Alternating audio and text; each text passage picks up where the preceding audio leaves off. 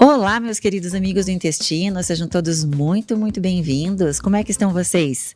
Espero que todos estejam maravilhosamente bem. Nós aqui do estúdio, todos na Santa Paz. Já vou começando dando uma notícia oficial. Esse final de semana que passou, muitos notaram, realmente não teve lançamento do nosso episódio. A gente deixou de fazer o lançamento semanal, a gente vai começar com quinzenal até o final do ano. Muita correria, né? Muito processo, muito projeto. E a gente vai voltar com o lançamento semanal a partir das férias do ano que vem. Tá bom? Pessoal novo que tá chegando, também seja muito bem-vindo. Vocês estão caindo de paraquedas aqui no nosso Papo Digestivo com a doutora Luana. Se vocês estão curiosos para saber sobre o que se trata esse podcast a gente vai falar sempre tudo sobre intestino e microbiota intestinal, numa visão integrativa, funcional, onde a gente entende que o intestino e a microbiota têm um papel importantíssimo, não só na saúde, mas também na geração de doenças, sendo uma conversa desequilibrada. O nosso intestino, ele estabelece eixos conversas com o resto do nosso corpo, com outros órgãos e sistemas. Por exemplo, o intestino, microbiota, pele, onde, sem desequilíbrio, o paciente pode apresentar acne, dermatite atópica, rosácea. O eixo intestino, microbiota, sistema imune, onde, olha só, 85% do nosso sistema imune encontra-se ali no nosso intestino. E se uma conversa desequilibrada em pacientes predispostos geneticamente, pode ter o aparecimento de artrite reumatoide, de psoríase, tireoidite de Hashimoto, que é uma doença importante que começa no intestino. E também temos o eixo intestino, microbiota, cérebro. E eu acho que o nosso convidado especial de hoje vai concordar comigo, que é, na verdade, uma conversa, um dos eixos mais importantes que o intestino estabelece, comparando com os outros órgãos e sistemas do nosso corpo. É um eixo complexo, eu diria até que não é um eixo. Na verdade, é o mesmo órgão, só que um está para cima, um está para baixo, ligado pelo nervo vago, né? Eles têm uma conversa íntima, uma fofoca ali 24/7. E essa vai ser a nossa conversa, o nosso tema de hoje, que vai ser muito interessante. Antes eu vou dar uns recadinhos básicos, né? Que olha só, nós somos uma comunidade ainda de médicos, pessoal da área de saúde, e vocês leigos poucos que entendemos a importância aí do intestino. Nosso trabalho está nisso, passar essa informação, né? Então, se você tem algum amigo, algum familiar que realmente possa estar sofrendo com alguma questão intestinal, você pode ajudar mandando um link aqui no nosso podcast ou dando um like, dá um joinha aí, curte, que o YouTube entende que essa é uma informação relevante, é uma informação do bem que pode ajudar várias pessoas e ajuda na pulverização dessa informação, tá? Eu agradeço desde já, principalmente para quem está curtindo. Agradeço a equipe maravilhosa aqui do Cristal Podcast, que sempre me acompanha. Hoje estamos com a dona Paty, né? E para você que quer saber um pouquinho mais do meu trabalho, o que significa essas conversas, esses eixos do intestino, me segue lá no doutora Luana Gavelhas, vão deixar anotado aqui embaixo para você, tá bom? E não esqueçam, lançamento do episódio agora a cada 15 dias. Pessoal, tô ansiosa ao meu eixo cérebro-intestino para apresentar o nosso convidado especial, médico psiquiatra, doutor, ciência pela Faculdade de Medicina da Universidade de São Paulo, docente da Faculdade de Ciências de Saúde do Hospital Sírio-Libanês, onde coordena o curso de especialização em saúde mental, que eu acho isso fantástico, essa iniciativa, e organizador do maior congresso que eu já fui e que é representativo aqui no nosso país, o Congresso Gut Brain, onde ele é o idealizador, organizador e trouxe convidados internacionais para ampliar o nosso conhecimento aí sobre o eixo cérebro-intestino. Um prazer enorme ter você aqui com a gente e obrigada pelo aceite do nosso convite. Seja muito bem-vindo, Dr. Marcos Zanetti. Oi, Luana. Prazer tudo bom, doutor? Eu que agradeço a oportunidade. É sempre um prazer para mim bater um papo sobre esse tema, ainda mais com alguém que tem um conhecimento, também um estudo, uma erudição tão expressiva na área como você. Obrigada. Eu da minha parte da gastro, né, doutor? Que nós estamos aqui no eixo cérebro-intestino hoje. Mas o intestino hoje está, né, tá aí... Nós estamos em perfeita conexão. Pois é, né? O cérebro sempre teve um destaque especial, né? Teve a década do cérebro. O cérebro sempre teve um destaque especial, eu diria, aí na ciência, mesmo para as pessoas mais interessadas em ciência. E agora o intestino está ganhando destaque também. Então, vocês sempre foram o top da cadeia alimentar, né? Psiquiatra, neurocirurgião, vou dizer que a gente sempre foi o pessoal que cuidava dos dejetos, né? Do sistema de escoamento, né? A gente era da cirurgia geral, passava lá no hospital, o pessoal falava o pessoal que cuida ali dos canos, né? Então, hoje nós já estamos segundo cérebro. Então, eu vou dizer que a gente ganhou um upgrade bem bom aí, né? Na situação. Super upgrade. Eu acho que, na verdade, o intestino, como você bem, quando você estava introduzindo os diferentes eixos, né? ele é Uhum. um maestro fisiológico do nosso corpo, né? Vai muito além dessa função mais intuitiva que as pessoas pensam nele de digestão, absorção de nutrientes e, como você falou, de eliminação, né? Uhum, é verdade. Bom, doutor, vamos começar nosso bate-papo. Eu tô cheia de perguntas aqui, umas minhas, uma do pessoal que me segue no Instagram, curiosos para tirar informação sua. Olha, eu vou te dizer que mesmo como médica, eu fiquei um pouco decepcionada, desapontada, assim, eu fiquei meio preocupada com a situação do Brasil quando a gente vê aqueles dados da Organização Mundial de Saúde que eles entregaram ali em março de 2017, mostrando que o Brasil, né, está entre campeão aqui na América Latina e campeão no mundo em número de pacientes ansiosos, né? Aproximando ainda 19 milhões de brasileiros. Em depressão, o segundo perdendo para os Estados Unidos. E a gente sempre achava que o povo brasileiro é um povo alegre, né? Um povo caloroso, a gente não imagina ansiosos e deprimidos. Então, eu acho que o nosso papel como médicos, né, é a gente tentar fazer o máximo possível de diagnóstico, melhorar o tratamento, mas principalmente tentar descobrir por quê, né? Por que está acontecendo isso e no que esse eixo cérebro-intestino pode ajudar. Então, quais são as doenças, né? Se ansiedade e depressão são questões que você correlaciona fortemente com uma falta de saúde intestinal e que outros transtornos, né, mentais a gente poderia associar de uma maneira mais forte com a falta de saúde do intestino.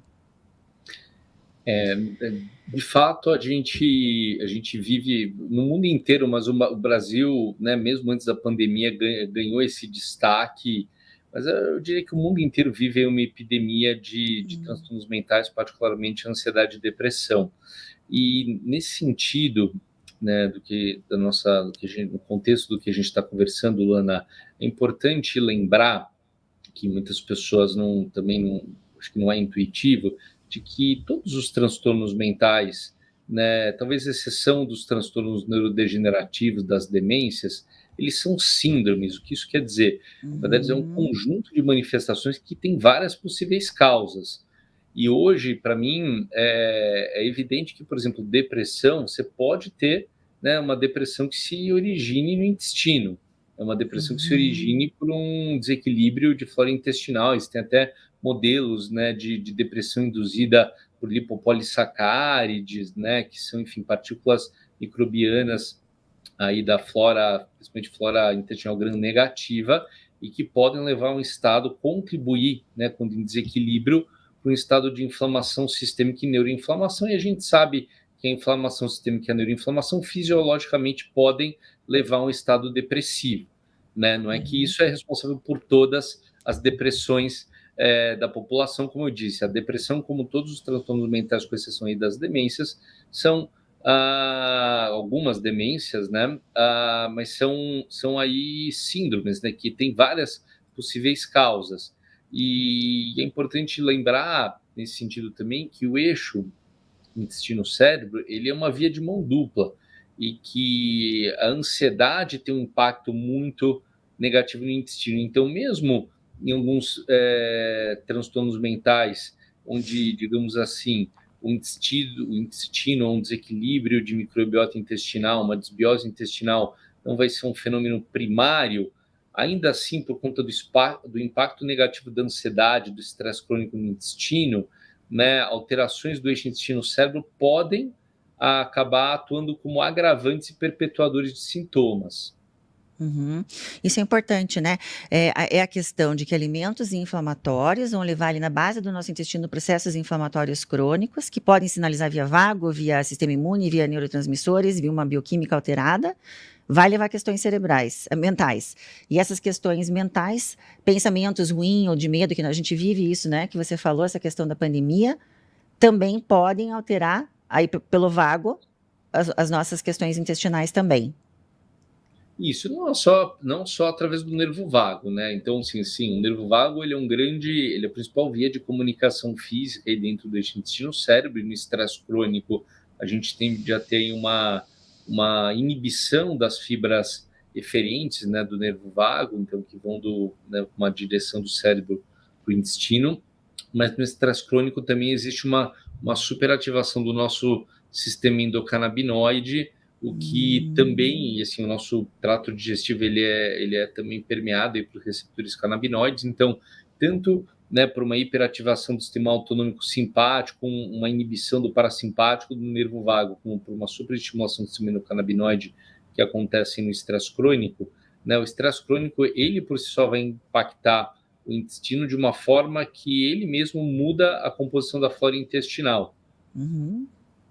Doutor, o senhor falou do sistema endocannabinoide. Eu gosto muito do canabidiol e tenho estudado e tenho a questão de uso para paciente, tenho obtido bons resultados na questão da síndrome do intestino irritável, ele como um anti-inflamatório nas questões das doenças inflamatórias intestinais.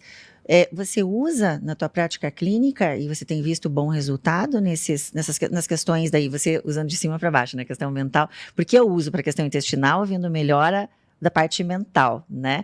E vejo melhora também da obstipação dos pacientes, né? Tem paciente que começou a relatar, nossa, doutora, minha obstipação está melhorando.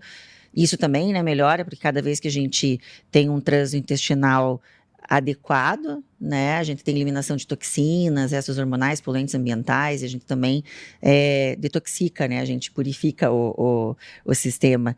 E como que você vê isso, a questão do CBD nessas questões, e se você realmente tem usado como parceiro, né, não como uma ferramenta que muita gente acha que isso serve para tudo e que só usa isso, mas não nesse ponto de vista, um ponto de vista como uma ferramenta a mais para tentar talvez diminuir alguma medicação ou diminuir a dose de uma outra medicação. Eu uso bastante sim, eu tenho uma experiência até porque eu recebo, né, sou muito referenciado para pacientes refratários, né, então pacientes que não respondem aos tratamentos habituais, e aí quando a gente fala de refratariedade ou resistência ao tratamento no contexto da síndrome do intestino irritável, é importante lembrar que a síndrome do intestino irritável, mesmo em centros acadêmicos de referência, as taxas de não resposta são muito altas, né? E existe essa inter-relação próxima com ansiedade, depressão. Então, o canabidiol, apesar dos estudos especificamente para né, manifestações gastrointestinais, distúrbios gastrointestinais funcionais, no intestino irritável, eles serem escassos, né, quando a gente pensa na fisiologia por trás e também nas evidências clínicas já disponíveis para transtornos ansiosos, isso nos autoriza, né, a usar eles como recurso terapêutico para os pacientes que não estão respondendo aos tratamentos habituais. E eu devo dizer que a minha experiência é muito semelhante à sua, e principalmente nessa questão da obstipação, né, acho que seja pela melhora da ansiedade, seja porque o canabidiol ele tende, um dos vários mecanismos de ação dele diminuir a intensidade, né, de uma ativação do sistema endocannabinoide. Também ele é um agonista de receptores serotonérgicos, que também a gente sabe que isso é importante para a motilidade intestinal. Então, eu tenho essa experiência de que o canabidiol eu particularmente útil, né, em pacientes com intestino irritável, subtipo obstipado, por mais que ainda, assim, fisiologicamente faz todo sentido, né, acho que tá precisando, assim, estudos mais nessa área, porque a gente vê que realmente esses pacientes que tentaram já vários recursos, eles acabam se beneficiando, sim.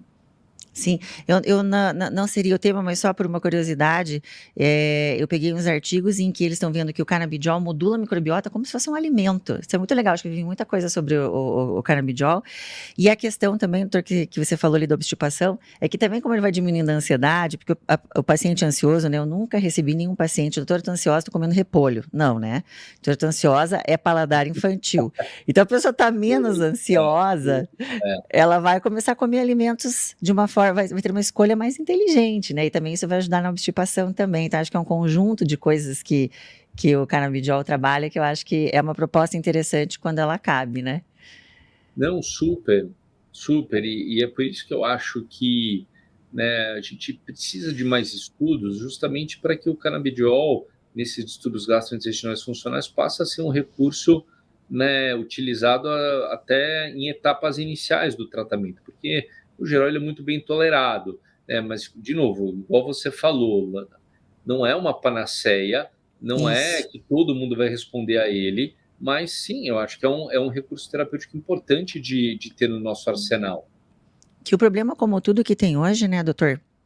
Você que atende muito mais experiência que eu, é uma questão de uma tendência da gente notar no mercado que às vezes as pessoas se ligam, fazem uma conexão com um tratamento ou com um exame e o paciente, ele vai se encaixar naquilo, todo paciente é aquilo ali, né? Exato.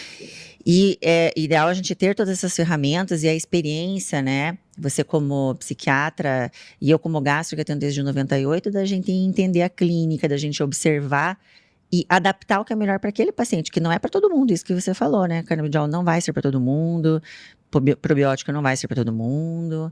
Então, essa questão, porque a gente está num mercado que hoje ferve, né? A gente sai do mercado tradicional, entra no mercado do intestino e é uma coisa que ferve muito. Doutor, uma coisa que você falou ali que eu achei muito interessante, voltando também, sempre, né, atentando para essa questão da individualidade e não indo para uma questão reducionista de sempre medicamento ou sempre psiquiatria nutricional, mas você comentou ali, né, eu acho isso interessante para o paciente saber que sim, dá para a gente tratar a depressão com a questão alimentar, dependendo do caso. Sim, olha, E existem... suplementos? Então, suplementos, vamos lá, eu acho que suplementos, existe uma grande discussão, ao meu ver, né, se quando a gente suplementa algo, a gente está suplementando, a gente está repondo alguma deficiência que o paciente não tem identificado.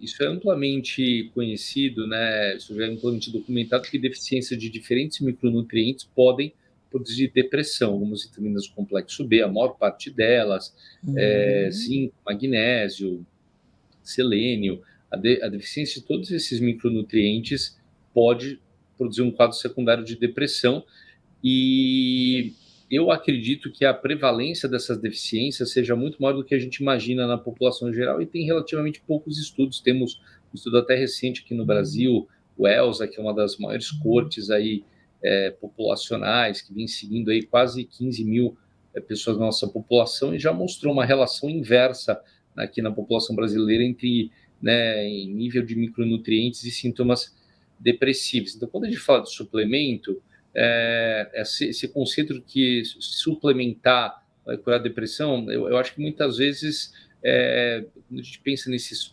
polivitamínicos comerciais, a quantidade, a dose, a concentração daquele micronutriente é muito baixa, muitas vezes não é suficiente para corrigir uma deficiência, ao mesmo tempo que você suplementar desnecessariamente pode gerar uma sobrecarga, lembrando que também, né, nutrientes em excesso podem fazer mal.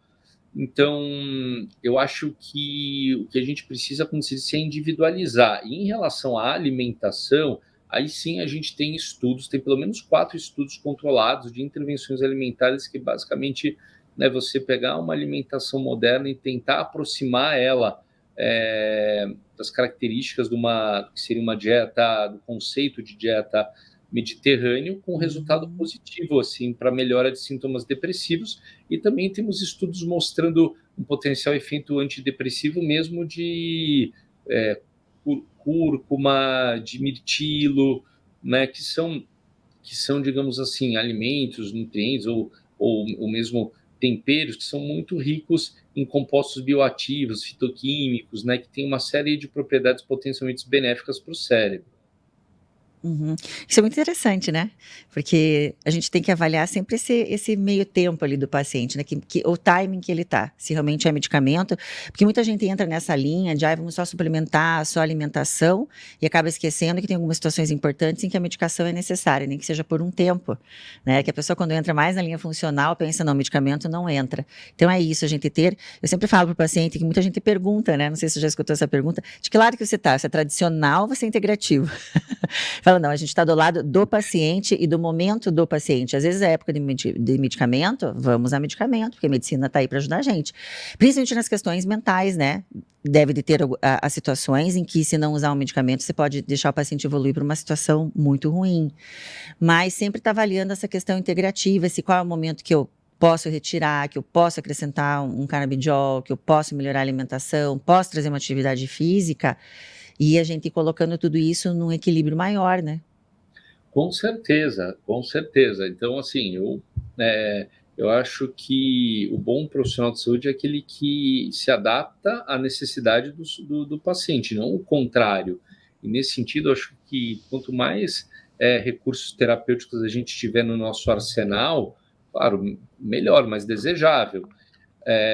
E concordo plenamente, os medicamentos eles não são excludentes, por exemplo, uma intervenção nutricional, pelo contrário, é complementar e eu diria mais, né? Se você tem uma deficiência uma deficiência de qualquer micronutriente, dificilmente o medicamento ele vai agir de forma plena, até porque aquilo é um pré-requisito, mesmo para a produção de neurotransmissores, neurotrofinas, enfim, que são substâncias importantes para o próprio medicamento agir. Ao mesmo tempo, uma pessoa que está, por exemplo, num estado depressivo mais grave, ela tem dificuldade de implementar, pode ter dificuldade de implementar mudanças de hábitos de vida justamente pelo próprio estado depressivo.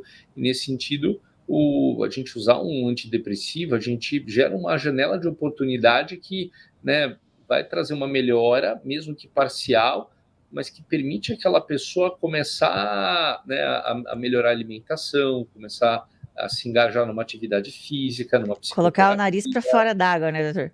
Colocar o nariz para fora d'água para Exatamente. começar a pensar numa atividade física. Uma pessoa deprimida não vai sair se jogar numa piscina, não vai fazer uma atividade física, né? Então, dar esse suporte realmente para a pessoa começar a pensar que existe vida e buscar pela saúde, né? Exato, exato.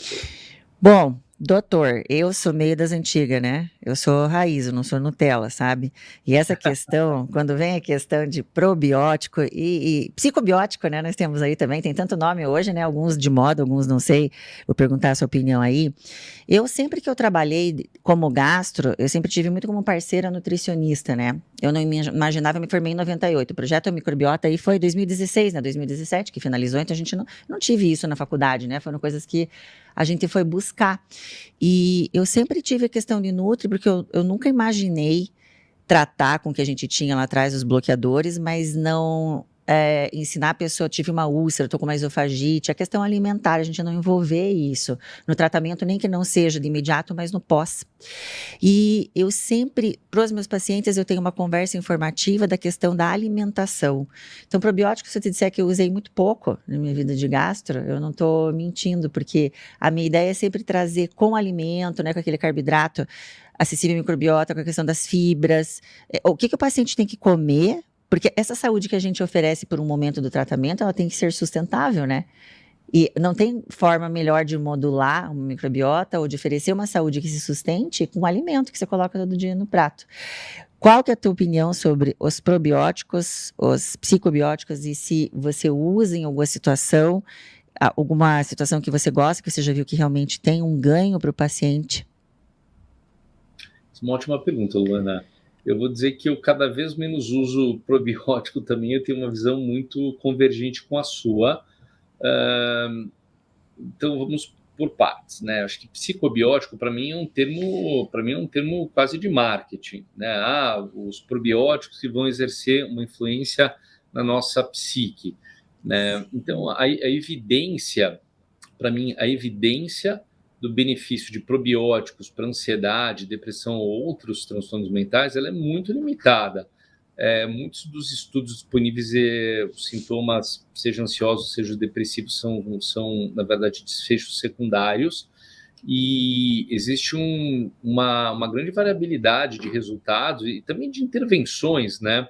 Na verdade, as intervenções propostas, né, o tipo de probiótico usado, as linhagens, as combinações de linhagens, eu acho que os estudos são muito pouco comparáveis e têm limitações metodológicas ainda muito, muito gritantes para a gente poder já falar assim de probiótico para depressão, probiótico para ansiedade, apesar de haver aí alguns estudos positivos e haver até um certo alarde da mídia, né? Inclusive, assim, hoje muitos psiquiatras são aí visitados por representantes de Nós farmacêuticos também. que Ixi. estão aí comercializando probióticos. Então, eu acho isso bastante questionável, até porque eu sou da opinião, quanto mais eu estudo esse tema, quanto mais eu estudo microbiota intestinal, intestino, cérebro e probióticos, de que a gente não sabe como os probióticos agem. A gente sabe que a maior parte deles vai lá, produz ácido lático, produz alguns, né, ácidos graxos de cadeia curta, alguns produzem alguns neurotransmissores, mas como isso se relaciona na ecologia da microbiota, lembrando que microbiota não são apenas bactérias, né, são micro-organismos, e essa relação ecológica entre os diferentes reinos, a gente está só começando a entender, então a gente não sabe. O que não quer dizer que o probiótico não possa trazer um benefício, porque também os psicotrópicos, os medicamentos psicotrópicos, né, os antidepressivos foram descobertos ao acaso, os antipsicóticos foram descobertos ao acaso. Então, muitos dos princípios de ação que hoje são a base para muitos medicamentos psicotrópicos foram descobertos ao acaso. Acho que isso tem a ver realmente com a complexidade da fisiologia por trás. Mas as evidências, para mim, hoje ainda são muito restritas, ao mesmo tempo que, para mim, faz muito mais sentido você modular isso, melhorando a alimentação, se precisar no início fornecer fibras prebióticas, que a gente sabe que tem um efeito positivo, né? E me assusta muito, eu particularmente, até quero ver a sua opinião como gastro, né? Esses probióticos que tem hoje aí, com uma combinação assim de dezenas, às vezes, de variantes, de linhagens de probióticos, né? Sim. 50 bi, né? Você pega um paciente com uma imunidade mais frágil, isso pode produzir uma inflamação intestinal, um supercrescimento bacteriano. Existem relatos, né, de acidose metabólica, de supercrescimento bacteriano, de inflamação intestinal. Então, assim, as pessoas às vezes se auto-administram probióticos como se fossem algo inócuo, sem riscos, e não é. Tem riscos, né? Eu acho, doutor, eu compactuo com todas as suas opiniões e eu fico preocupada também. Eu acho até probiótico tão perigoso quanto antibiótico, né? A gente é tão complexa a questão da microbiota, do crosstalking, que tem as bactérias, que uma fala com a outra, se tira uma, a outra não existe. Você imagina a gente colocar uns micro-organismos ali, a gente não tem hoje o conhecimento total dessa conversa, né, bacteriana. A gente não tem a noção dessas interferências de uma com outra. Então, se a gente sabe quais são as bactérias boas e o que elas precisam, vamos dar isso. É uma questão maior de educação de paciente, é uma questão maior de tempo, mas eu acredito que é um trabalho mais seguro e duradouro, né, porque as pessoas têm uma falsa ilusão com essa questão de probiótico. Eu vou comprar um probiótico e eu melhoro. Não sabe que eles não vingam lá no seu intestino, não sabe que eles precisam do meio de cultura para se sustentar, né? Então, isso que você falou, tem algumas questões, os efeitos colaterais, que as pessoas acham que isso só faz bem, né? Então, eu vou tomar um probiótico, vou ficar bem. Pode ter SIBO, que é o supercrescimento, então a pessoa não precisa, mas está tomando bilhões, zilhões de bactérias todos os dias. Pode se autocausar um supercrescimento, né, de bactérias, e isso pode evoluir para a SIBO, pode ir para uma SIFO, que é o supercrescimento de fungo, porque você fez né, hoje a gente já sabe que tem uma disbiose de delgado, hoje a gente já sabe também que tem LIBO, que é uma disbiose de intestino grosso junto. Então, são todas essas interações microbianas que eu acho que até hoje, como não tem realmente estudos muito robustos, e sem contar a questão de linhagem, né? Que hoje eles vêm e vendem pra gente o gênero e espécie, e a gente não tem a linhagem, né? Pois Igual é. tá no trabalho. Então, e que laboratório, se tem um ou dois aqui no Brasil de confiança pra gente usar isso? Eu acho realmente uma ideia perigosa que eles vendem. Probiótico é aquele bichinho que falta ali no teu intestino, que se você tomar faz bem e você fica legal. Então a pessoa come açúcar a semana inteira, né? Vou tomar um probiótico, isso aqui resolve. Então é essa questão do imediatismo que o ser humano vai buscar, né? Não é só o paciente, todo mundo, até talvez alguns de nós, buscar o imediatismo numa questão que fica um pouquinho complicada. É isso aí que você falou. O pessoal sempre buscando atalhos, né? E a microbiota é aquilo, né? A gente tem que trabalhar. Eu sempre falo que sintoma gastrointestinal, não sei em quanto tempo que você começa a ver a melhora das questões de sintoma mental, né? Mas intestino, você começou a comer bem, está tratando ali com a Nutri, a gente está em parceria. 24 horas se o paciente começar a se sentir bem. Mas isso são sintomas. Para a gente mudar essa microbiota mesmo, estabilizar e que o paciente se mantenha, isso é uma questão de semanas, né? Então, é um trabalho mesmo que a gente tem que fazer. Não é isso, doutor? Não, isso mesmo, perfeito, Luana. Em relação, eu tô curiosa. Que legal que você tem a mesma visão. Estamos afinados aí, tô assistindo tuas aulas todas. Doutor, deixa eu te falar o seguinte, eu tenho curiosidade de saber o que psiquiatra pede de exame, né? Como eu te falei, eu sou old style, então, quando eu comecei a trabalhar lá em 98, a gente não tinha essa questão de examarada toda para pedir, né? O nosso é clínica, é observar, prestar atenção nos sintomas do paciente. E tem alguns exames que eu gosto muito. Queria ver quais você pede, quais que você concorda, se você pede ou se você tem alguém que pede para você, se você, né, não faz essa parte de exame. Eu gosto muito do coprológico, que é um exame antigo, era um exame bem mais barato, hoje ele subiu no mercado, né, mas ele ainda é um exame muito mais em conta que um exame de microbiota, por exemplo, né, que outros exames que são mais caros. E eu acho que a quantidade de informação que ele traz é fenomenal, né? Eu consigo trabalhar muito com o coprológico. Em alguns casos eu peço teste alérgico, já é mais raro. Em algumas questões, assim, de como. Depois a gente vai falar, perguntar a tua opinião também, a questão do fungo, síndrome fúngica, que a gente pede algumas coisas mais especiais, mas isso já são pacientes que difícil, né, que não respondem muito bem ao tratamento, em que a gente vai procurar ali um outro filtro. Que exame vocês da psiquiatria voltada assim para a questão de saúde intestinal vocês pedem? Eu posso falar por mim, né? Na verdade, acho que a maior parte dos psiquiatras ainda não está tão atento nesse aspecto intestinal e tenho sim alguns colegas que já têm estudado e têm pedido mais, mas acho que ainda não somos representativos de toda a classe. Acho que na psiquiatria o que se preconiza muito ainda, até pelas diretrizes, né? Tanto para às vezes para excluir algumas causas secundárias de ansiedade e depressão como para monitoramento terapêutico, que acaba sendo muito restrito na exame de sangue, né, hormônio da tireoide, lípides, mas não vai muito além disso, né, quando a gente pensa assim no que preconizam as diretrizes de tratamento e monitoramento terapêutico.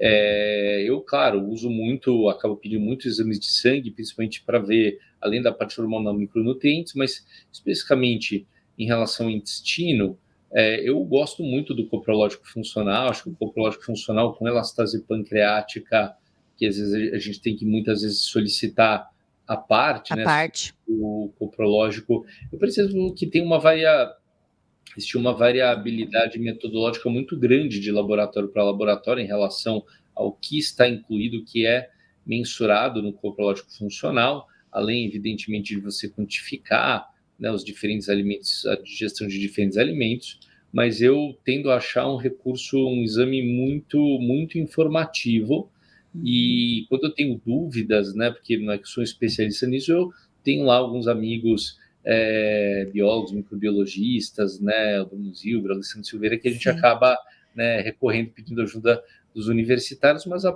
maior parte dos laboratórios também fornece um apoio se precisar. Mas eu acho que é um recurso super importante. E, por exemplo, eu não vejo, né, hoje está ficando cada vez mais popular esses exames de microbiota intestinal, de mapeamento de microbiota intestinal, que também tem várias questões metodológicas, limitações e questões metodológicas envolvidas. Eu, por exemplo, acho que não dá para interpretar um exame de microbioma intestinal sem você ter um coprológico funcional junto. Você não sabe nem como o paciente está Concordo. ingerindo os alimentos. Concordo. E é uma questão que virou quase um show, né? Vamos pedir esse exame, vamos pedir aquele. Esses são exames caros, né? Que doem no bolso do paciente. Aí em São Paulo tem muito convênio que faz reembolso, aqui em Curitiba não, né? Que aqui a maior parte, não sei se posso falar convênio, Unimed, que a gente não tem reembolso. Então o paciente acaba pagando esses exames no particular. E eu acho que quando a gente pede um exame, a gente tem que ter a responsabilidade de saber que aquele exame tem que trazer uma diferença clínica para o nosso Com paciente, né? Ele é um ponto certeza. final. Tipo, isso aqui mudou o meu tratamento. Eu realmente não vejo isso também, como você falou. Então, de novo, né? Não é tão importante a gente saber que bichinho tá lá, mas o que os bichinhos bons, micro-organismos bons precisam para crescer, né? Então, eles vão conversar ali. Ou então, se precisar mais, um de metaboloma, né? Do que o estudo da microbiota em si, o da metaboloma, para a gente ver o que tem que possa acrescentar, né?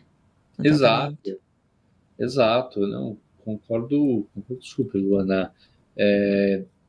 E bom, eu não sei, aqui em São Paulo eu pelo menos acho que mesmo os exames de microbioma intestinal, eu acho que os convênios não cobrem, mas o coprológico funcional normalmente é coberto pelos convênios, é elastase pancreática, e que os convênios questionam, não querem pagar. Eu também não entendo por quê, porque é uma informação tão útil, né? E eu Então, pego, útil. né, muitos pacientes jovens, por exemplo, paciente jovem, uma alimentação absolutamente onívora, mas assim, com um grande peso aí de carne, proteína animal e com vitamina B12 baixa. Então, eu quase já sei que a elastase pancreática vai vir baixa, né? E é o que a gente vê no estresse crônico, né? No estresse crônico, uma das implicações fisiológicas daquilo que a gente estava falando, né, da inibição do nervo vago, da superestimulação do sistema endocannabinoide, é uma inibição da produção de sucos digestivos, de enzimas digestivas, e E é curioso, porque, por exemplo, eu desconheço, fisiologicamente faz todo sentido, eu vejo isso na minha prática clínica, né, os pacientes cronicamente ansiosos com elastase pancreática baixa, né, pacientes jovens, que você não esperaria ver isso, e eu desconheço um estudo clínico que demonstre isso na literatura, essa associação entre estresse crônico e redução de elastase pancreática, mas é o que eu vejo muito na minha prática clínica. E a diastase pancreática também não me recordo. A questão sim, o que a gente já sabe é a questão de diminuição de ácido clorídrico, né? De ácido clorídrico se diminui as enzimas, mas não necessariamente da elastase também não lembro de nenhum trabalho, não.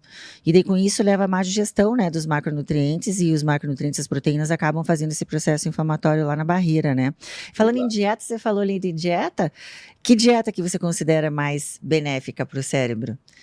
Tanto para tratamento, quanto tratamentos é mais difícil, que tem muita variabilidade, mas para manutenção de um cérebro que está saudável, eu quero ficar bem, que dieta que você acha mais legal para manutenção? Olha, o paradigma da dieta que tem mais evidência de benefícios, tanto de prevenção, como mesmo de você, uma intervenção terapêutica para o cérebro, é sem dúvida esse paradigma, esse arquétipo da dieta mediterrânea. Mas eu acho que é importante, nesse sentido, lembrar o que é a dieta mediterrânea e destrinchar o conceito de dieta mediterrânea que vai além da dieta, né? A dieta mediterrânea é uma questão de cultura, né, de valorizar o produtor local, também do sentar à mesa, da refeição em família. Então, a dieta mediterrânea, o conceito dela é maior do que apenas só os componentes assim nutricionais dela, não que não sejam importantes, são importantes, mas algo que vem se dando, a literatura mais recente vem dando uma ênfase cada vez maior, seria, né, uma alimentação variada, né, rica, né, em tudo que vem das plantas, porque, né, acaba sendo rico em fibra, compostos bioativos, no azeite de oliva, né, então gorduras, né, mais saudáveis, mas principalmente, né, os alimentos o mais fresco possíveis, e não que os alimentos, não eliminar todos os industrializados, mas evitar ao máximo o que a gente chama de ultraprocessados. E lembrar que nem tudo que é industrializado é ultraprocessado, né? Existem diferentes tipos de processamento de alimentos e, por exemplo, você, né, processo de, às vezes, moagem ou de eliminação de partes não interessantes, né, como talo, etc., limpeza, embalagem, com congelamento para, né, aumentar a viabilidade, para fins de preservação, uma conserva com sal, né, algum óleo, né, tudo isso não são ultraprocessados. Ultraprocessados é quando você começa a colocar ali um monte de outros ingredientes, como emulsificantes, acentuadores de sabor, edulcorantes, corantes, e aquilo vai mudando realmente, modificando a essência do alimento, e tem aí um volume crescente de evidências, né, demonstrando aí malefícios à saúde em relação ao consumo de ultraprocessados. Então, voltando para isso que a gente está falando de dieta mediterrânea, né, essa questão da valorização do produtor local, né, então uma dieta mais rica em tudo que vem de plantas, né, então, né, desde folhas, hortaliças, como legumes, grãos, castanhas, frutas, particularmente as berries, né, que são aquelas frutas de casca vermelha, rocheada, né, ou azeite de oliva como um óleo principal em relação a outros óleos, né, um consumo mais esporádico de proteína animal, e aí também uma preferência por peixe, carnes mais magras. Então, tudo isso, né, digamos, faz parte desse conceito do que seria uma dieta, da melhor dieta para o cérebro, a dieta mais saudável para o cérebro. É, na verdade, um estilo de vida, né, doutor? Porque se for pensar na dieta do Mediterrâneo, aquele pessoal que caminha mais, anda mais de bicicleta, né? Exato. Isso que você falou de parar para sentar e comer, aqui parece que o pessoal não tem nem tempo nem para isso. Então é uma questão de realmente ativar o parasimpático, né? Tá relaxada ali naquele momento. Tem todas essas questões que a gente tem que trazer como hábito, que é realmente tudo isso. O método de cocção rápido dos alimentos, não é só o que está comendo ali, né? É bem importante isso, nunca tinha escutado isso, que não é só a dieta, é realmente a vibe, né, da dieta mediterrânea que tem que vir junto aí para tratamento mesmo, né? Exato, até porque hoje mesmo você vai lá, também tem isso, as pessoas elas acham muito que a dieta mediterrânea ela surgiu no Mediterrâneo europeu, na verdade ela surgiu no Oriente Médio, né, que também tem Mediterrâneo, e aí com as rotas de comércio aquilo foi se expandindo, né, para o Mediterrâneo europeu. Mas se você vai para o interior da Europa, né, uma dieta, se a gente for pensar só no nutriente mesmo, uma dieta muito carregada em embutidos, em proteína animal, mas também tem muitos fermentados, né, como chucrute. Então, assim, quando a gente começa a estudar as particularidades, né, você não tem um único tipo de dieta que pode ser saudável, mas, né, esse aspecto de que tipo de alimento a gente está falando, né? Então, por exemplo, fazer um kefir, né? Qual que será a diferença de você fazer um kefir aqui na cidade de São Paulo, que tem um ar super poluído, só Deus sabe o que vai crescer naquele kefir, né? E um kefir, sabe, num vilarejo, no meio dos Alpes, sabe? É Sim. um ar totalmente diferente, né? Os micro-organismos ao redor são totalmente diferentes, né? Então, é importante estar atento a isso também, né? A gente sabe hoje que a concentração de micronutrientes, né, no mesmo tipo de alimento vegetal, né, depende muito do tipo de cultura do tipo de agricultura que está sendo praticado, né, também das condições do solo. Então, tudo isso acaba influenciando mais o que as pessoas pensam, e isso é algo que, ao meu ver, deveria ser ensinado na escola. Eu tendo a achar mais útil, né, do que você exigir que a criança decore um monte de fórmulas que ela nunca mais vai usar na vida dela, né? Então, ensinar a pessoa, né, identificar a qualidade dos alimentos, né? De que alimento, porque o mesmo alimento, a mesma batata, o mesmo arroz, ele pode ter propriedades nutricionais totalmente diferentes dependendo de como ele foi cultivado, de onde ele veio, etc. Sim, é verdade. É uma época que a gente muito se alimenta e pouco se nutre, né? Então, até mesmo quando a gente vai falar do que sai da terra, a terra que não foi devidamente suplementada, hoje nem tem rodízio, né? Na minha época tinha rodízio de plantio. Hoje eu acho que já nem existe isso, porque é um atrás do outro, a terra está se exaurindo e realmente a gente recebe hoje, mesmo que seja fruta, verdura, com menos nutrientes. Isso é uma verdade, né? Mas é uma realidade nossa aí, né, doutor? Não tem como a gente escapar desse mundo. Por isso, sempre cuidar, detoxicar, suplementar e correr atrás mesmo da saúde. Você sabe que eu tô com uma curiosidade de achar o que você pensa do trigo e do leite. Eu andei lendo uns artigos aí e achei interessante. Tem um cara aqui, não sei se isso já caiu por terra ou se isso é uma questão. Nos pacientes, teve um psiquiatra, Curtis Dohan. Ele pegou uns pacientes ali dos Estados Unidos, Canadá, Finlândia e Noruega, e ele avaliou, principalmente na Segunda Guerra Mundial, ele viu que cortaram suplementos com trigo, né, com glúten, e ele notou que nos pacientes internados esquizofrênicos, os pacientes tiveram uma melhora. Então, eles tinham menos alucinação auditiva, menos surto, eles tinham mais contato com a realidade. E depois, quando voltou a introdução da dieta com o trigo, ele notou piora. Esse mesmo cara, ele fez uns trabalhos ali na ilha de Nova Guiné, que lá o pessoal era aqueles caçadores, caçador coletivo, né, que chamava caçador... Né? E viu que de 65 mil habitantes, é um cara que estudou muito esse negócio do trigo no cérebro normal e esquizofrênico. Ele viu que o cara tinha dois da população de 65 mil. Quando veio o cultivo do trigo e cerveja, né, e ele notou que aumentou 65 vezes o número de esquizofrênicos. E a questão de quando a gente tem um trabalho bem interessante, doutor, que eles pegaram o glúten, né, e eles fizeram um processo digestivo extracorpóreo com pepsina e ácido clorídrico. Eles viram que formavam vários polipeptídeos, esses polipeptídeos foram dados para animais de laboratório, né, os ratinhos, e que eles ocupavam, e que isso pode acontecer em 20 a 30% das pessoas ocupavam os receptores opiáceos, né, de morfina. Então, que isso trazia uma sensação de recompensa, bem-estar. E quando a gente tem um bloqueio desses receptores, as pessoas comem menos, né, de 30% menos. Então, o efeito do trigo, até o Alessio Fasano fez vários trabalhos, né, em pacientes celíacos, não celíacos, celíacos controlados, pacientes normais, e avaliou uma substância marcada ali com a questão das proteínas do glúten, e que tem um aumento na permeabilidade, e que isso realmente, se tem o leaky gut, tem o leaky brain. Então, o trigo, você consideraria um alimento alergênico, imunogênico, e que, se possível, a gente evitar a questão das crianças com TEA também?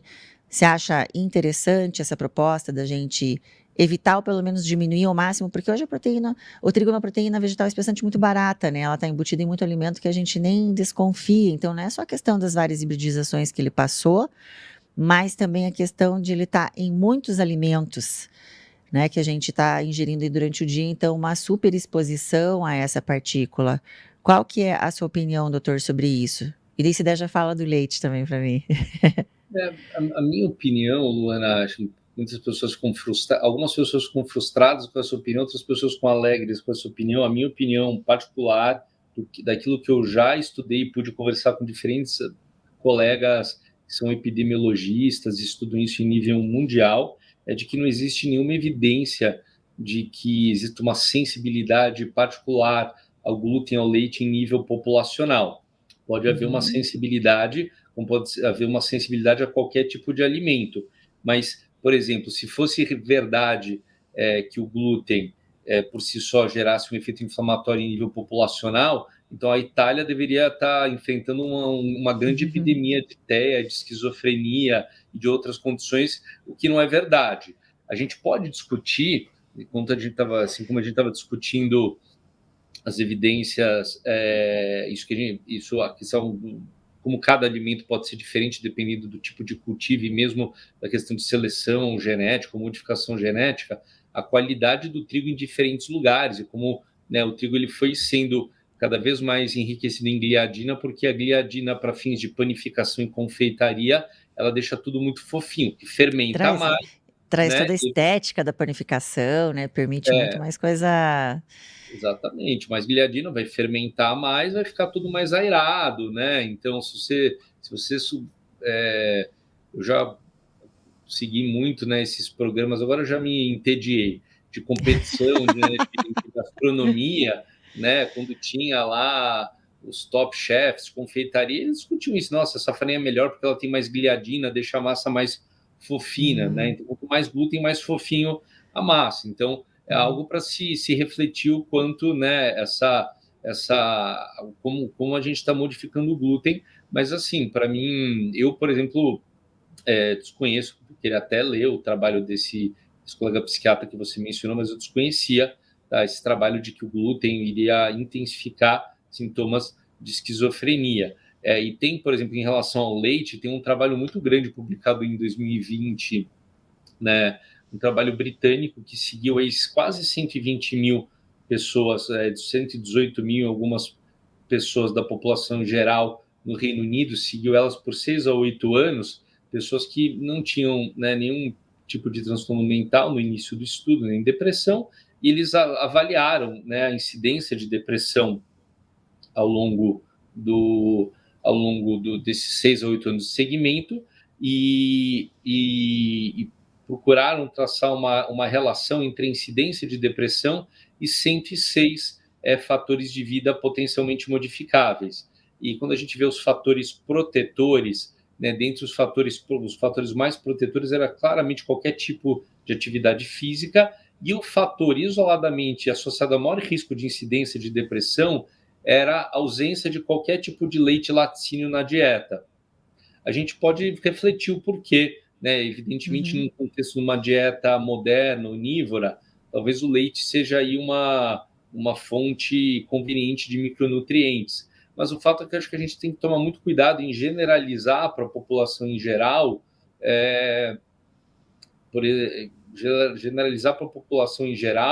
às vezes, sensibilidades que a gente observa em subgrupos de pessoas. Eu não tenho dúvida que tem, assim como tem os celíacos, existem diferentes aí tipos de sensibilidade, intolerâncias alimentares, e existe toda uma discussão aí de que exames lançar mão, né? Tem profissionais que são super a favor dos exames baseados em IgG, tem pessoas que acham que não tem valor nenhum. Eu confesso que quanto mais eu tento estudar isso, mais confuso eu fico, né? Mas do ponto de vista de evidência epidemiológica, né, de uma sensibilidade mais global ao glúten e a leite derivados, não existe, na minha opinião. Uhum. A Sociedade de Imunologia nem considera esses testes, né? Então é uma questão que é bastante debate, bastante coisa nova. Tem gente que só teste com IgG4, tem os testes que são mais abrangentes, pegam todos, dá alguma confusão no resultado. Enfim, tudo coisa que a gente está estudando, né, para ver o que vai repercutir. Quanto mais se conhece, mais se estuda, e algumas coisas talvez a gente vai largando no meio do caminho e vê que não vai ter importância no futuro, como muita coisa dentro do estudo da microbiota acontece, né? A questão do leite, realmente eu já tinha lido alguns trabalhos. O leite é uma questão de uma intolerância, né? Então, não tem necessariamente essa ativação do sistema imune. O que a gente nota, doutor, nos nossos trabalhos de pesquisa da apresentação da doença celíaca, ela mudou muito nos últimos anos, que batem com os anos em que começaram as hibridizações em rápida velocidade do trigo para transformar ele num super grão, e ele é realmente um sucesso financeiro, né? Onde a gente investe 0,40 centos de dólar e retorna 5. Então, realmente, ele é um grão que teve sucesso. A gente teve mudança da expressão da doença celíaca pela mudança genética que fizeram no grão, né? Então, dentro da minha área da gastro, quando a gente vê o celíaco, o não celíaco sensível ao glúten, as alergias, realmente pega um número grande de pessoas em que a gente vê que a retirada do trigo, ela pode ser benéfica, né? Eu pergunto para você, e você já me respondeu em relação às questões mentais, né? Eu não duvido, mas assim, eu não duvido que isso esteja relacionado a um maior agravamento de sintomas mentais, né? Mas, de novo, a gente está falando talvez da nossa realidade no Brasil ou mais aqui nas Américas, porque talvez nos Estados Sim. Unidos tenha muito, e talvez na Europa eles usem um trigo ainda mais, menos Diferente. modificado, mas diferente. É. E assim, eu acho, por exemplo, chocante um país de commodity igual ao Brasil. Aqui em São Paulo, pelo menos, qualquer pizzaria usa farinha importada da Europa, qualquer padaria artesanal usa farinha importada da Itália ou da França, vai fazer fermentação natural. A gente sabe que, na teoria, tem uma vantagem que você quebra mais a molécula do glúten, né?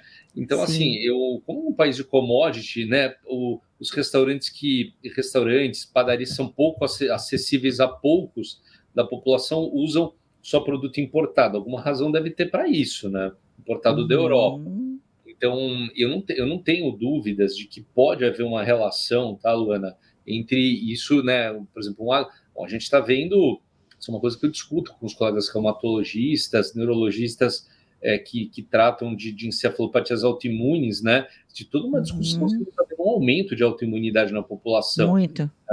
Então, assim, eu não tenho dúvida de que existe se a gente fosse, eu não sei se teve algum estudo que viu isso, que existe um aumento de permeabilidade, de a prevalência de leaky gut na população.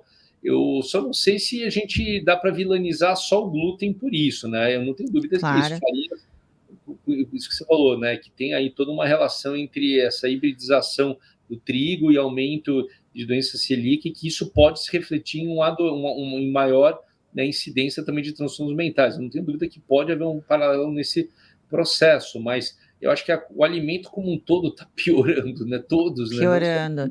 E é isso que o senhor falou, né? Não é uma questão de tá causando, mas talvez por ele ser um dos responsáveis pelo leaky gut, né? Ter leaky gut, ter leaky brain, ele poder piorar ou ele não permitir tanta melhora frente a um tratamento se aquela partícula ainda está ali. É difícil a gente isolar, porque como você falou, no processado e ultraprocessado, principalmente, o trigo vem com outras substâncias inflamatórias também, né? Então a gente isolar ele como o único vilão realmente fica um pouco complicado, né?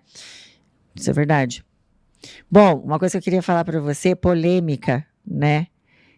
Serotonina. Não podia sair sem perguntar essa, né? Todo mundo, eu quero aumentar a serotonina ali do meu intestino, porque com isso eu vou melhorar o meu comportamento mental. Seria tão bom se as coisas fossem tão lineares, né, Luana? Se fosse tão simples assim. A serotonina, poxa, ela é um você sabe o que é engraçado, né? Tem muita gente nos últimos anos metendo pau nos antidepressivos serotonéricos, mas ao mesmo tempo valorizando intervenções nutracêuticas para tentar aumentar a serotonina, o que para mim é um paradoxo, né? O sistema serotonético é um sistema maravilhoso no nosso corpo, é um sistema incrivelmente complexo. Hoje está muito na moda de falar do sistema endocannabinoide. O sistema serotonético é tão mais complexo que o sistema endocannabinoide. Nós temos receptores serotonéticos no corpo inteiro, então, né, é isso. O intestino, de fato, produz a maior parte da serotonina no nosso corpo, não quer dizer que isso vá para o nosso cérebro. Na verdade, a serotonina ela tem várias funções fisiológicas no nosso corpo, ela tem uma função autácrina importante no intestino, né, motilidade intestinal, vômito.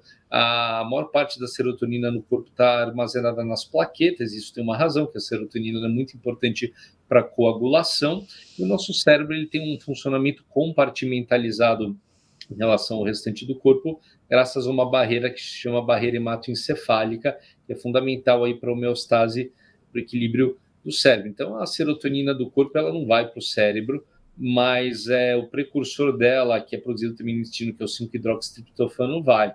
E esse é importante para o cérebro produzir a própria serotonina. Então, essa é mais uma das vias aí de conexão, mas não é tão linear quanto a gente gostaria. Bom se fosse, né? Ainda mais a gente que já é um funil para paciente refratário, como você falou, pacientes complexos, né? Não melhorou, não melhorou, cai ali na nossa mesa. Realmente são vários os sistemas, né, de abordagem, não é essa serotonina ali que vai resolver. Doutor, você teve bastante contato ali com o doutor Alessio Fasano na questão do congresso, né?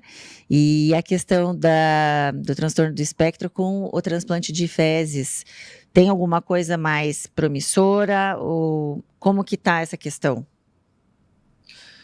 Olha,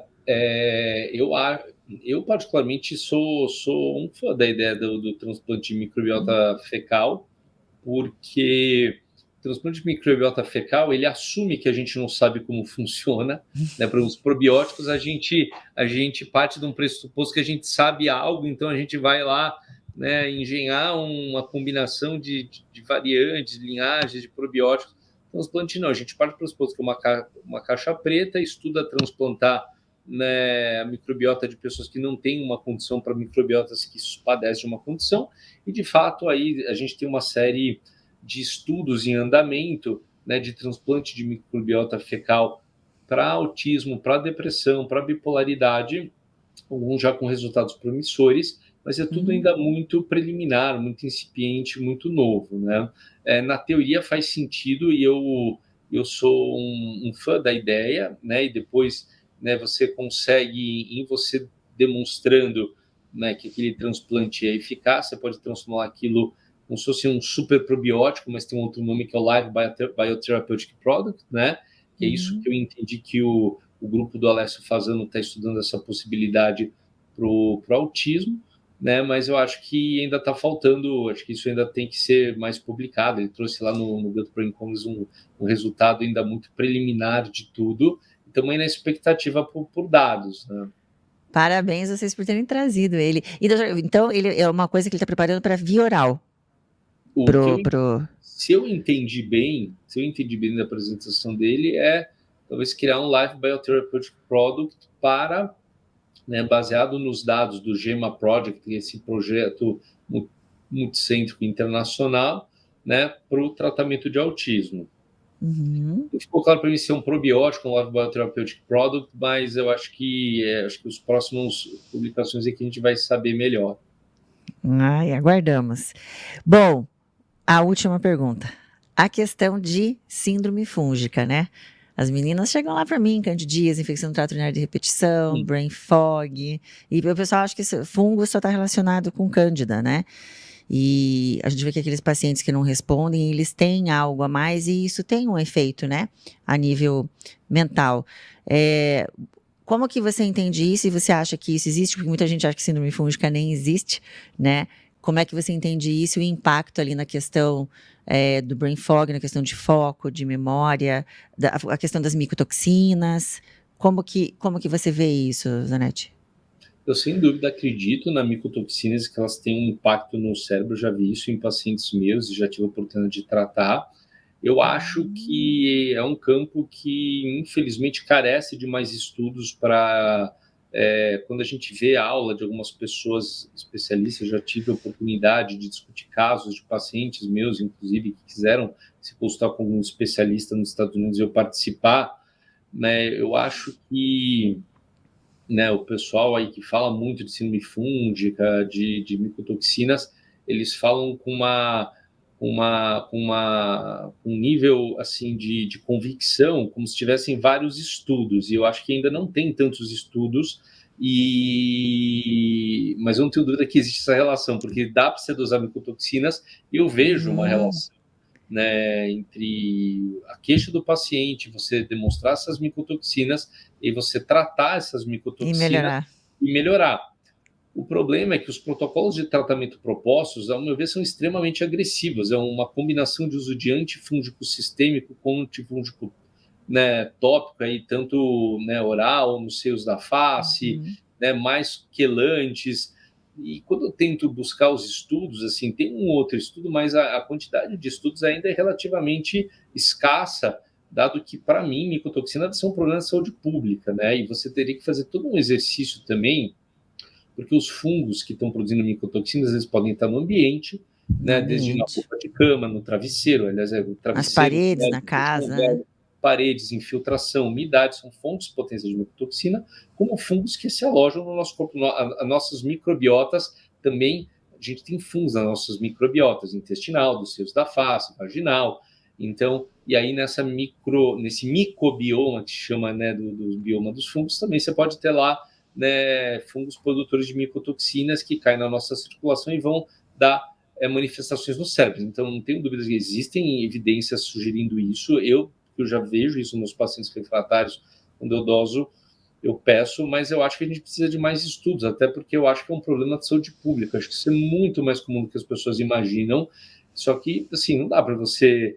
tem que tomar também, sabe, ficar dando, né, antifúngico sistêmico por meses, igual se propõe, né?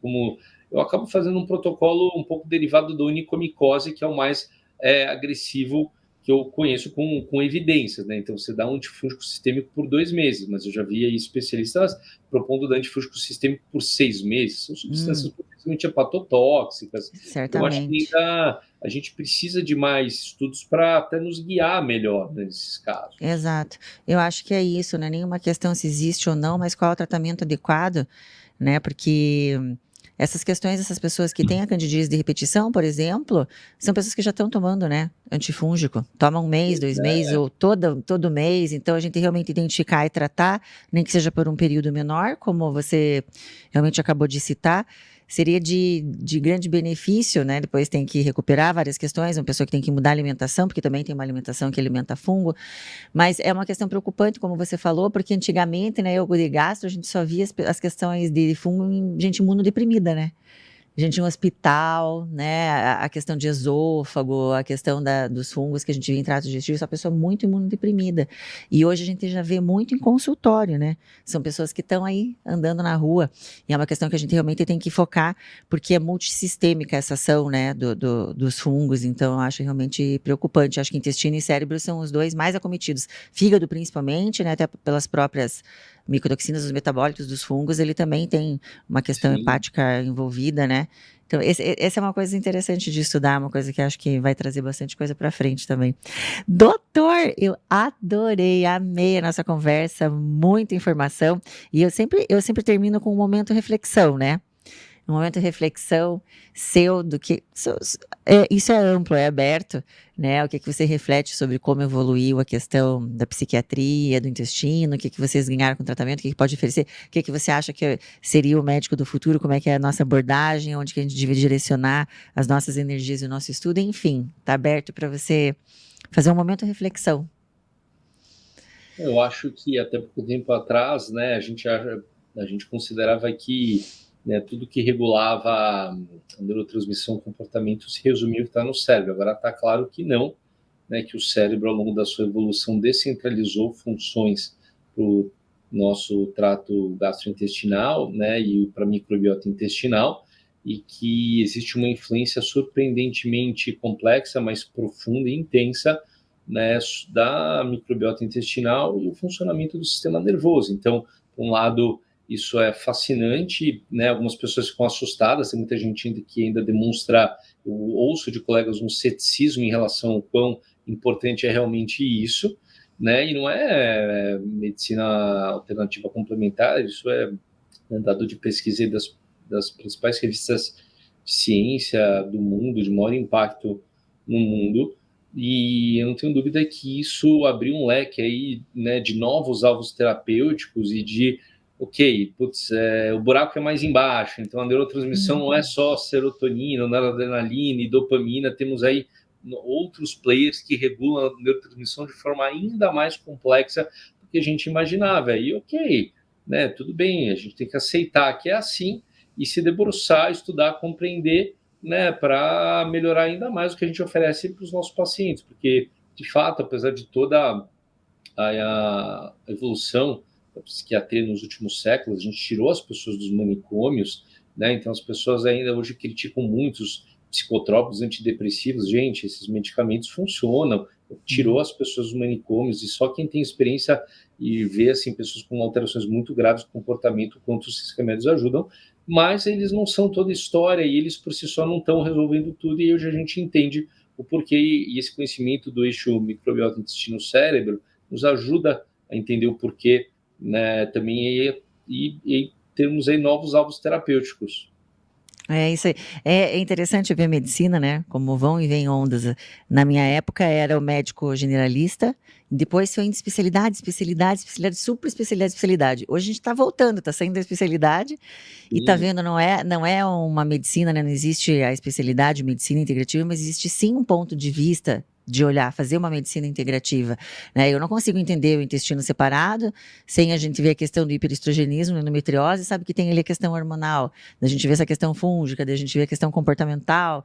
Então, assim, é interessante como a gente está abrindo, a microbiota fez isso, as especialidades se unirem novamente, né, em prol do paciente, e a gente ter essa visão realmente de que vários especialistas para trazer a saúde, várias pessoas sob pontos de vista diferentes trabalhando no mesmo objetivo, né? Porque Sim, parecia exato. que antes o psiquiatra estava lá, só passando remédio, e a gente estava aqui tratando a doença do estômago e do intestino, e a gente não conversava, né? Exato. Exato. É isso aí. Doutor, muito obrigada pelo seu tempo, que a gente sabe que é uma agenda apertada por você, tanto que eu reservei essa agenda faz tempo, viu? Obrigada pelo seu tempo, pelas suas informações, e foi um prazer enorme conversar com você. Igualmente, Luana, o prazer é todo meu também. Amigos do Intestino, finalizamos essa conversa maravilhosa com o Dr. Marcos Zanetti sobre o eixo cérebro-intestino. Obrigada pela presença dos que nos acompanharam e aguardem o nosso próximo episódio.